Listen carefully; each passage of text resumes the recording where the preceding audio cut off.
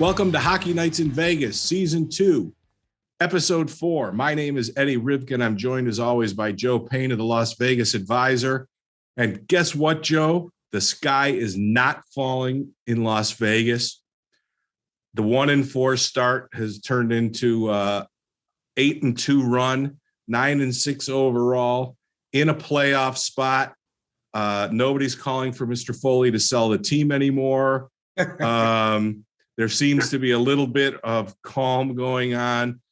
All is right in the world. So far. Well, considering, I call it the infirmary list for the Vegas Golden Knights, considering the amount of people that they have out, what they're accomplishing right now, winning 8 of the last 10 games, in my opinion, is astonishing. It really is. It's just like, this is not supposed to be happening.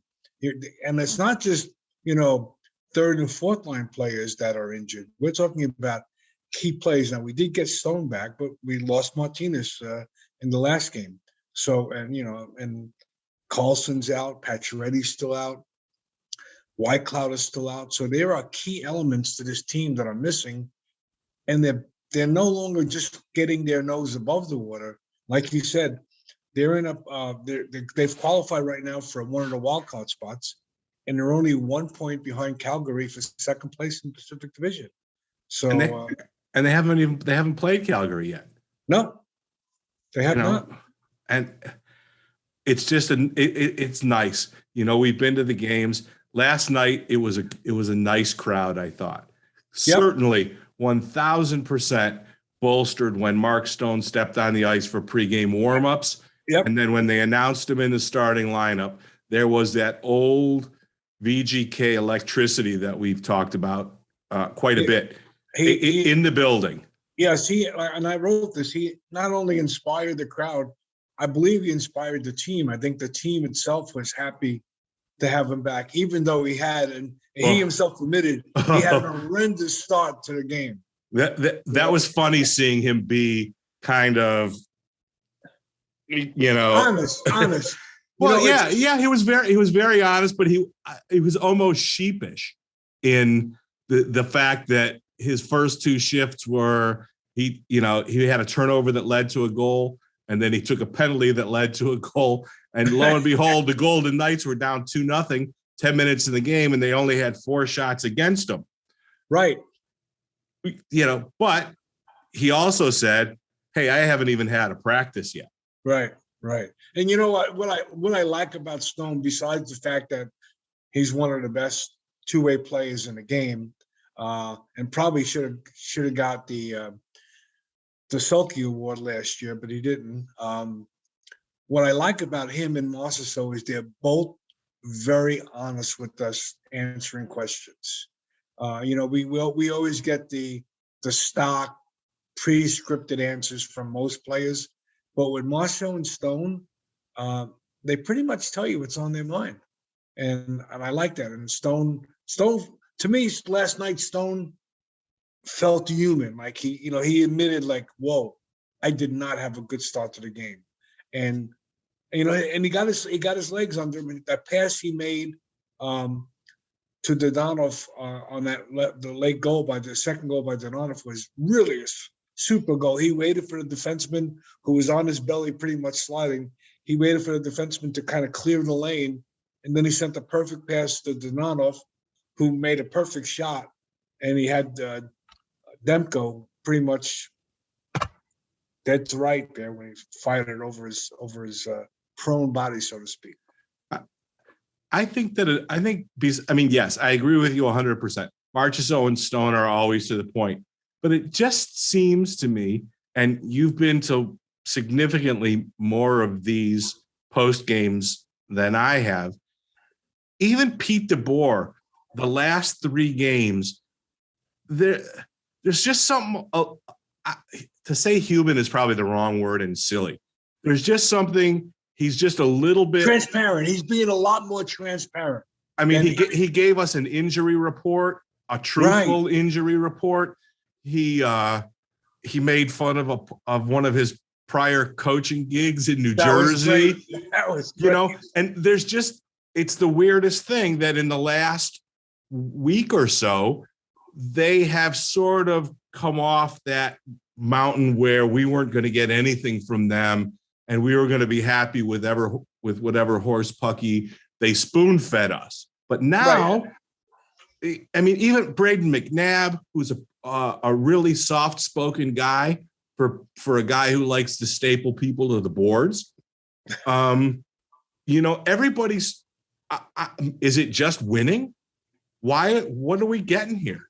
I have a theory, and I actually meant to mention this to you last night in the press box. I think that the Golden Knights have had a horrible track record as far as public relations with the fan base here in Las Vegas. Joe, that ain't a theory. Okay. Nothing theoretical about that, my friend. Okay. Well, I was trying to be politically correct. Okay. And I think they realized that they may have gone a little bit too far in their smugness, so to speak. And I think maybe the word's coming down from the top. Hey, let's be a little bit more transparent. Let's be a little bit more understanding. And let's not just be this, you know, this snub organization who thinks that, you know, when they just walk out that everyone should bow to them. And I think that's what you're seeing now. I mean, prior to the last couple of games, there were a whole lot of empty seats. And if you notice, and we're always there for pregame warm-up, there's usually a ton of people on the glass for pregame warm-up. Yes. That's not the case over the last couple of weeks. I mean, there are people down on the glass, but it used to be 8 or 9 deep on the glass. Now it's maybe 1 or 2 deep on the glass. So I think they realized that, hey, we need to be a little bit more, maybe the word is forgiving or fan-friendly. Or fan friendly, yeah. And I think we're starting to see that now, not only from the organization, but from the coach, the DeBoer, and I happen to like Pete. I think he's a great coach. I agree with you 100%. And I like the fact that he's just not giving those pre-stock answers to questions when we ask him. Like him throwing shade on coaching the New Jersey Devils I think that was fantastic. Yeah, you know, how do you feel about coaching a team that doesn't score a lot of goals? You know, what do you do? And he goes, did you forget I coached the New Jersey Devils? I mean, he did take them to the Stanley Cup Finals too. But he's able to work. You know, he's like a good chef. He can put together a good dish no matter what kind of ingredients he's lacking. He finds a way, and he's done that with this team.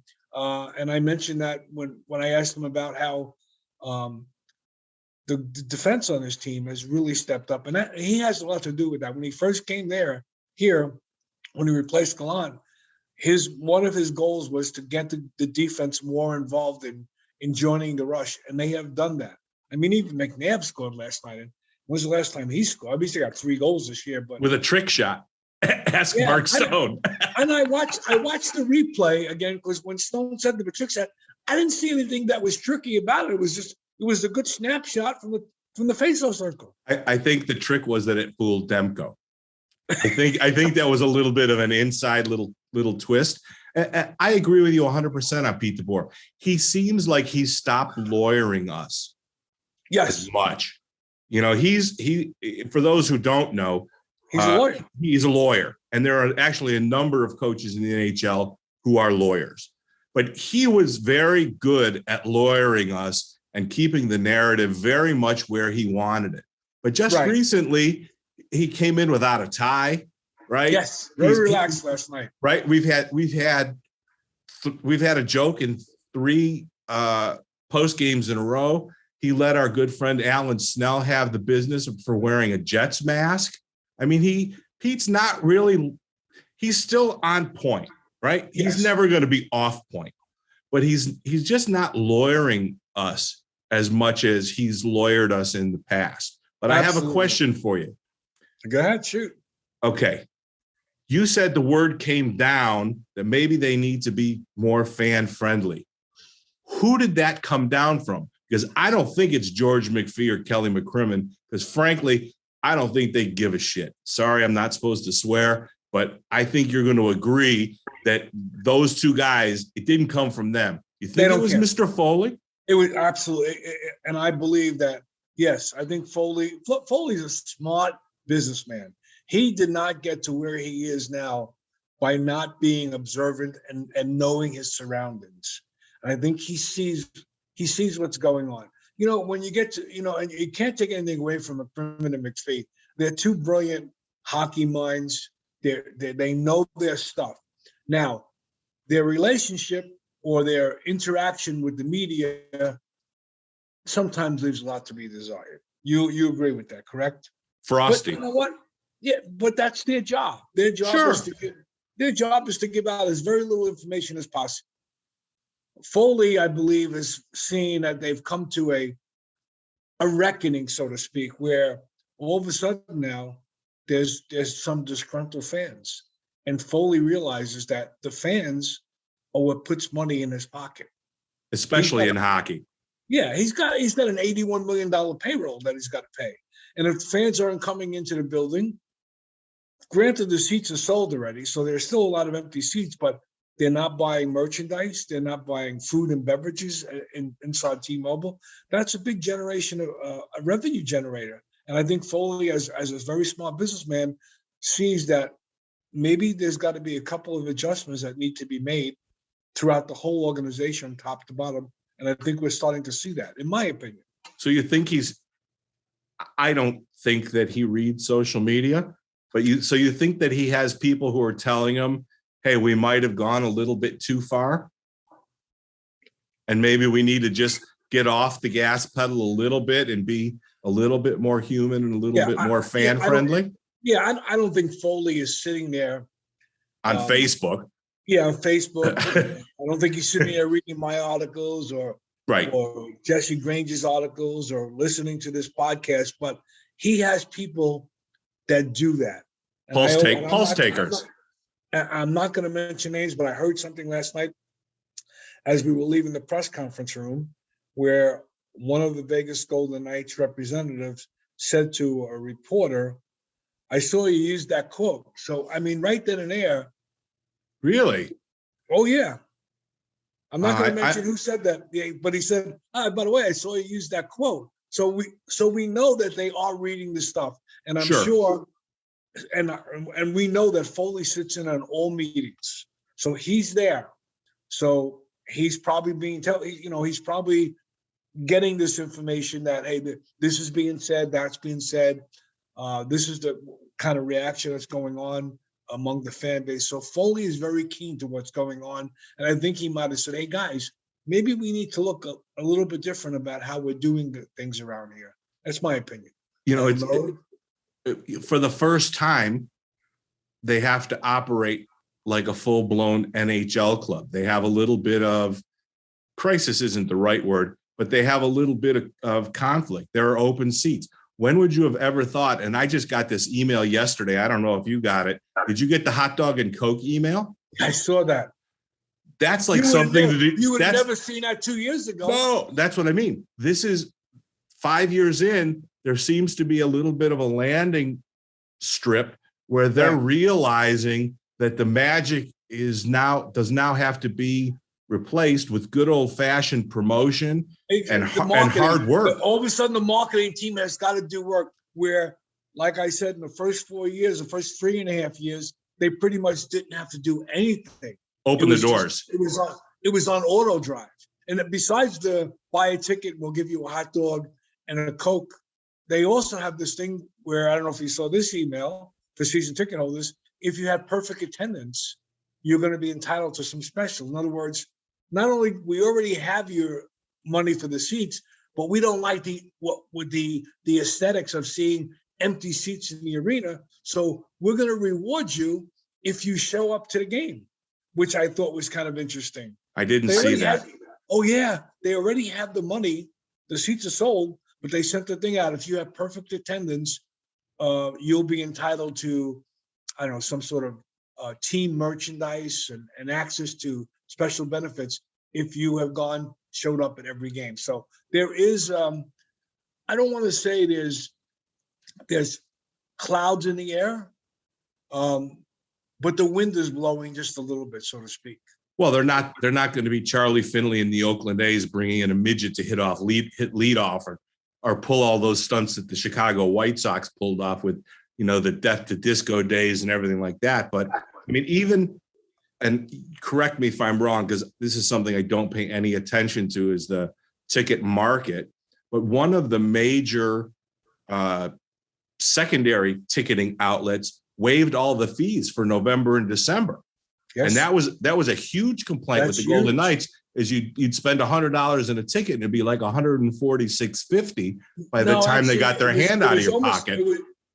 Because I have bought a couple of tickets for friends who were coming into town, and they were paying almost 25%. In other words, let's say the ticket was $100.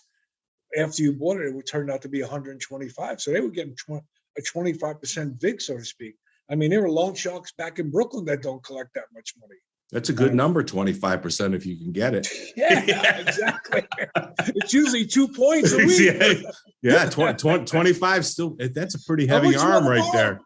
That'll be 2, and if I don't know you, it's 3 points a week. Yeah, 25%. That's pretty strong. I think that however they got there, it's going to take a little time, but I think if they maintain the course, listen, these fans want to win, right? This is, with no disrespect to the Raiders, this is Vegas's team. It's been Vegas's team since an embryo, and it's always going to be first in the city. And again, no disrespect to the Raiders, but this is Vegas's team. And the fact that they're even cognizant of it and have implemented some subtle changes that we just happen to pick up, I think is a really good sign going forward. It doesn't translate to the ice, but and we'll shift our conversation to the ice in a second. But the things that we railed on them about all of last year and for the first 3 episodes of season 2, there seems to be an awareness by them, and they seem to be actually being reactive to what's going on around them and actually doing something about it, which is, it's a pretty big deal. Yeah, and the point you made is excellent when you want to compare how the Raiders organization and how the Vegas Golden Knights organization is looked upon by the people here in Las Vegas. And DeBoer said something, I think about a week or 2 weeks ago, when he said, Zach Whitecloud's the kind of guy you would like your daughter to marry. And that's the kind of feelings that the people in Las Vegas have about the Vegas Golden Knights, whereby when you try to associate some opinions about the Raider players. Not quite the same. Not quite the same. Not quite the same. Do you want your daughter driving with a Raider player at 3:00 in the morning down Boulevard? I mean, they've created their own image. Yeah. They've made their bed, and they made their bed. Saying maybe Vegas was the wrong town for the Raiders to come to. No, you don't see any of the Golden Knights getting involved in stupid nonsense and being reckless and killing innocent people. No, I mean, so yeah. We shouldn't get off the subject because we're here to talk about hockey and not the Raiders versus the Golden Knights. So let's talk about hockey. We'll use that as the perfect pivot point. They won a pond hockey game last night. Literally. Right?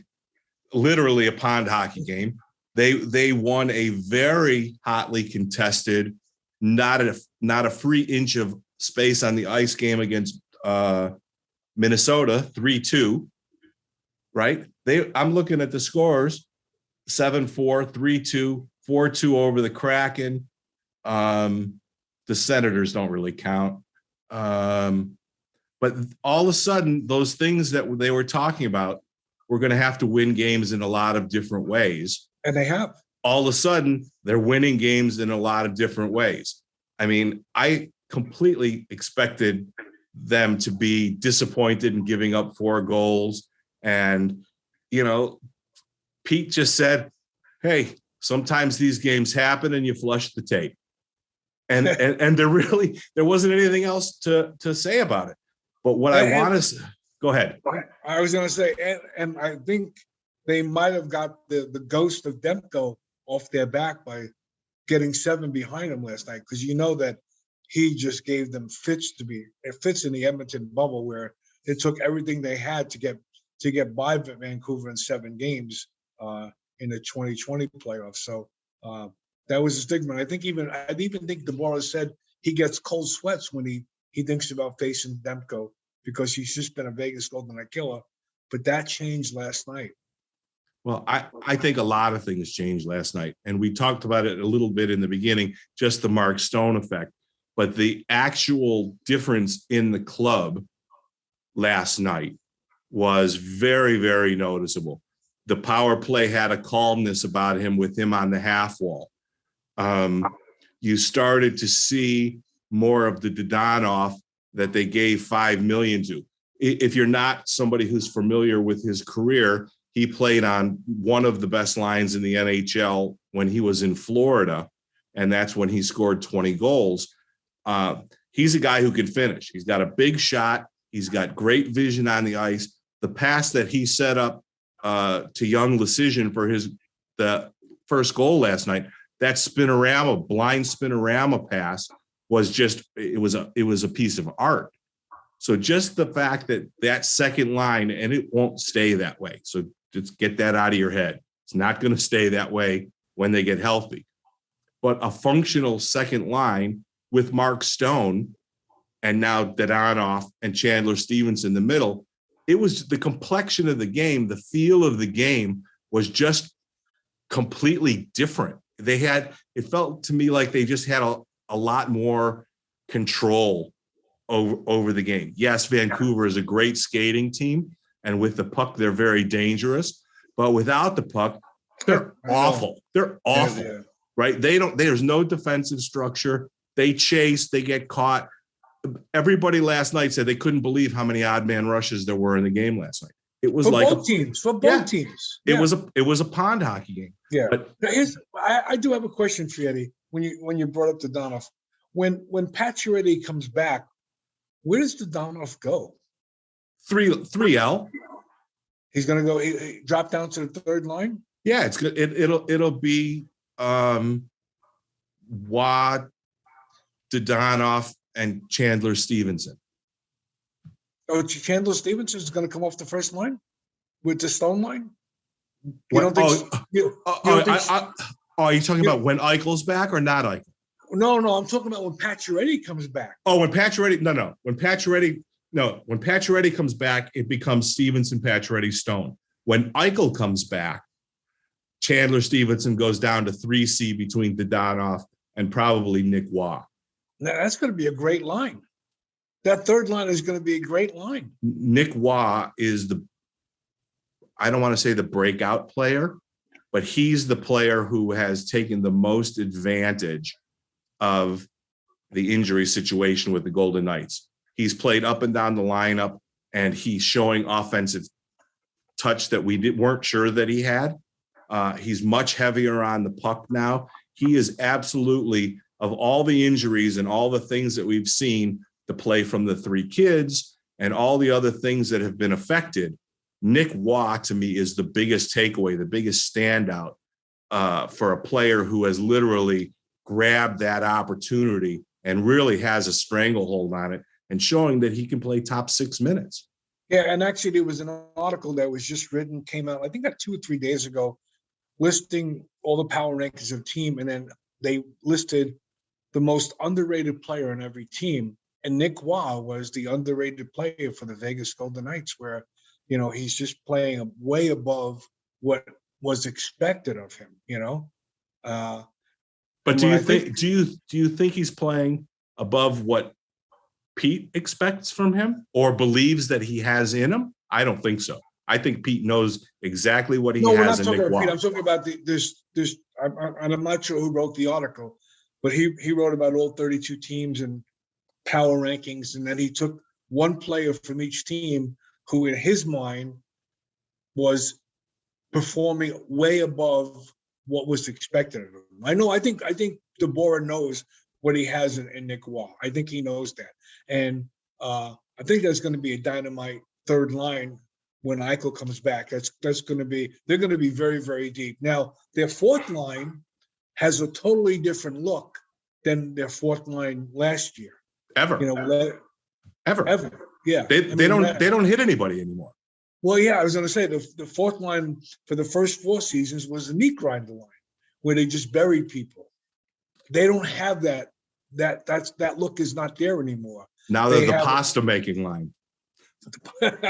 So, yeah, I mean, that's what Carrier is going to wind up back on the fourth line, I believe.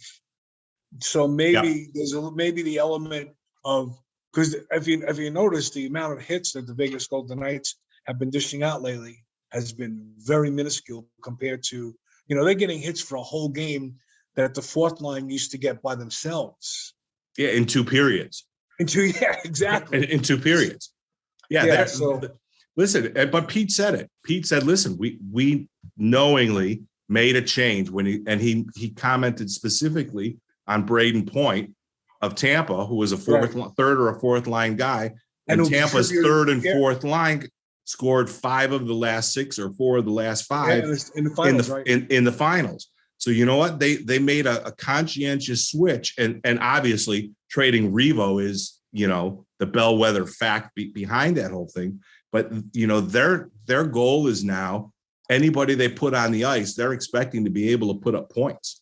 And I think what's really good about what's going on with these kids in Lecision and Hutton and Ronsberg is that we're seeing now that these guys with entry-level contracts can be contributing and help the Vegas Golden Knights, who are top-heavy right now, and especially when Eichel comes back, they're going to be extremely top-heavy.